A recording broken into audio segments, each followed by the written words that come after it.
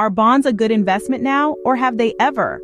This question resonates in the corridors of finance, especially in a world brimming with investment choices ranging from stocks to cryptocurrencies. But today, let's delve into the realm of bond investments, and particularly how certain bond funds have been performing.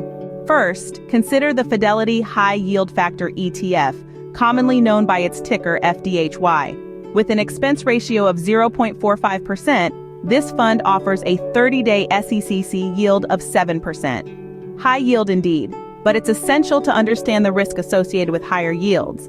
Typically, they involve taking on a bit more risk than your average bond fund.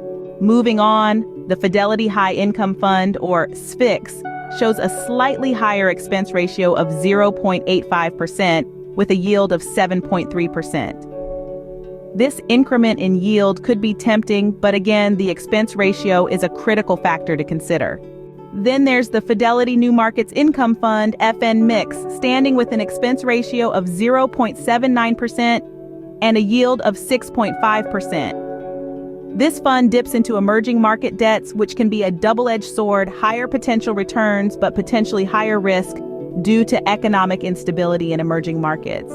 For those who prefer a shorter investment horizon, the Fidelity Short Duration High Income Fund, FSAHX, might be appealing. It has an expense ratio of 0.7% and offers a yield of 7%. Short duration funds can be a safer bet in an environment where interest rates are expected to rise, as they're less sensitive to changes in rates compared to their longer duration counterparts. For the conservative investor, the Fidelity Low Duration Bond Factor ETF FLDR, with a low expense ratio of 0.15% and a yield of 5.6%, might fit the bill. Lower duration here means lower risk and less yield, but it also means less volatility in response to interest rate changes. For those seeking the highest yield, the Fidelity Floating Rate High Income Fund, FFRHX, stands out with a yield of 8.7% and an expense ratio of 0.72%. Floating rate funds can offer protection against rising interest rates, making them quite attractive in certain economic conditions. Lastly, the Fidelity Sustainable High Yield ETF, FSYD, combines a concern for yield with sustainability, offering a 7.2% yield at an expense ratio of 0.55%. This fund appeals to investors interested in maintaining a socially responsible portfolio without sacrificing potential returns.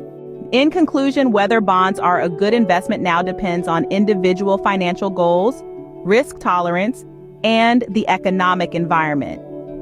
Each of these funds has its characteristics and potential in the marketplace. From high yields to sustainable investing, the options are plentiful and varied. So, returning to the initial question, are bonds a good investment now? It truly hinges on what one is looking for in their investment journey and how well they understand and manage the associated risks.